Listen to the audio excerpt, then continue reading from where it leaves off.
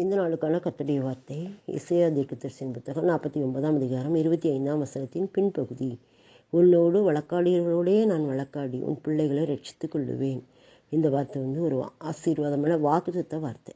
உன்னோடு வழக்காடுகிறவர்களோடே நான் வழக்காடி உன் பிள்ளைகளை ரட்சித்துக் கொள்ளுவேன். பிள்ளைகளுக்காக நம்ம ஜெபிக்கும் போது ஆண்டவர் இந்த வசனத்தை நிறைய நேரங்களில் தந்திருக்கிறார்ல. எல்லாருக்குமே தந்திருக்கிறாங்க. எனக்கு கூட 9/12/24 நான் இதை தந்திருக்கிறார். அந்த டேட் போட்டு எழுதியிருக்கேன். பிள்ளைகளுக்காகன்னு சொல்லி 9/12/24.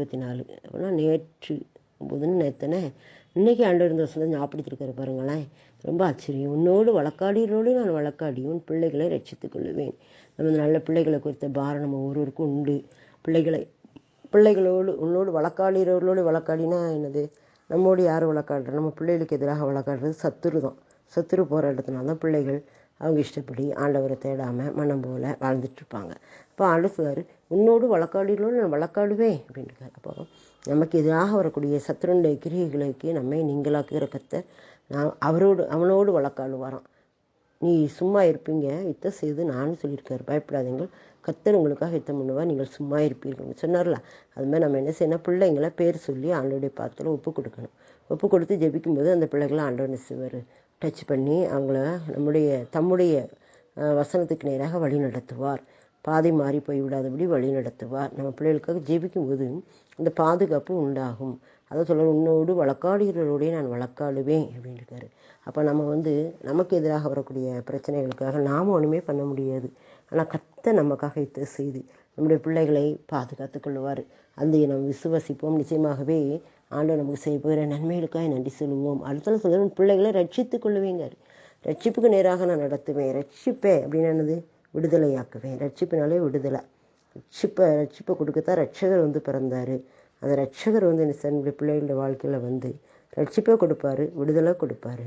நம்ம இயேசு கிறிஸ்து தான் ரட்சகர், அவர் தான் விடுதலை கொடுக்க முடியும் அப்படிங்கிற சத்தியத்தை நம்ம பிள்ளைங்களுக்குள்ளே புகுத்தி விட்டால் அவங்க அந்த அவசர நேரங்களுக்கு, கஷ்டமான நேரங்களுக்கு இயேசப்பா தான் நமக்கு விடுதலை தருவாருங்கிற அந்த உணர்வுள்ள இருதயம் அவங்களுக்கு வந்துடும்.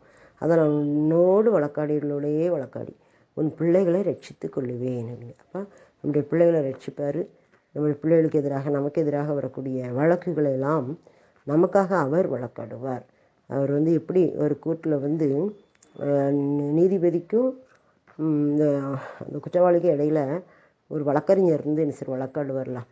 அது மாதிரி நம்முடைய பிள்ளைகளுக்காக நமக்காக வழக்காடுகிற இயேசு கிறிஸ்து ஒருத்தர் இருக்கிறார். அவர் பிதாவுக்கும் நமக்கும் இடையில இருந்து பரிந்து பேசி விடுதலையாக்குகிறார்.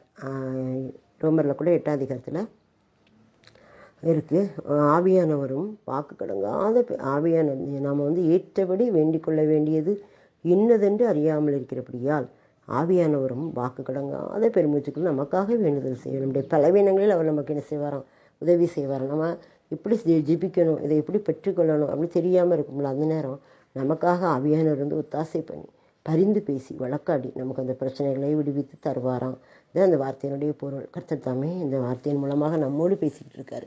அந்த வசனத்தில் முதல்ல பார்த்தோன்னா பராக்கிரமனால் சிறைப்படுத்தப்பட்டவர்களும் விடுவிக்கப்படுவார்கள், பலவந்தனால் கொள்ளையிடப்பட்டதும் விடுதலையாக்கப்படும். அது அப்படி சொல்லிட்டு தான் இதை சொல்வார். அப்படின்னா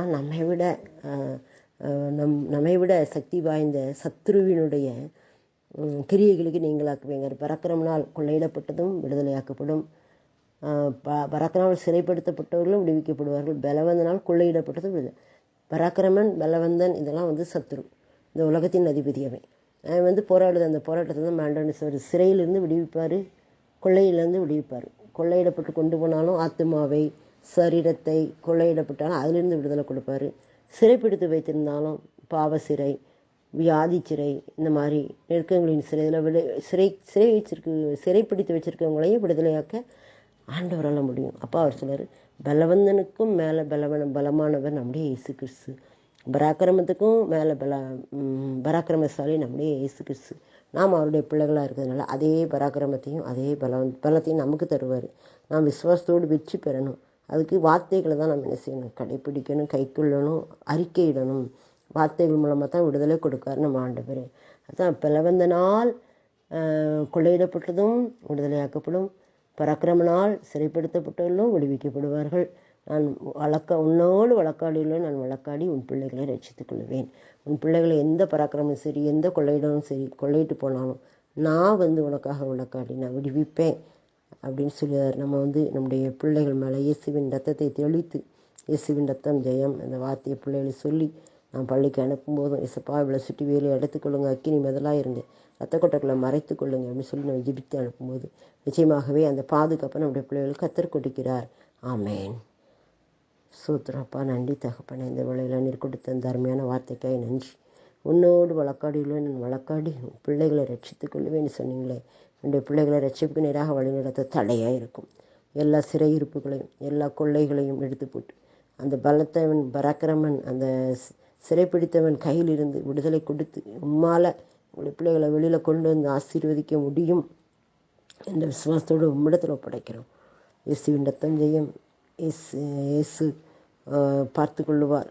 யெகோவா ஈரே, அவருடைய ரத்தத்தை சுற்றிலும் தெளிக்கிறோம், வாதை வந்தன் கூடாரத்தை அணுகாது அப்படின்னு சொல்லி நாங்கள் வசனங்களை அறிக்கையிடும்போது, அக்கினி முதலாய் சூழ்கிறவர் என்று சொல்லி அறிக்கையிடும்போது நிச்சயமாகவே எங்களுடைய பிள்ளைகளை நீர் பாதுகாத்து ரட்சிக்கிறீர்.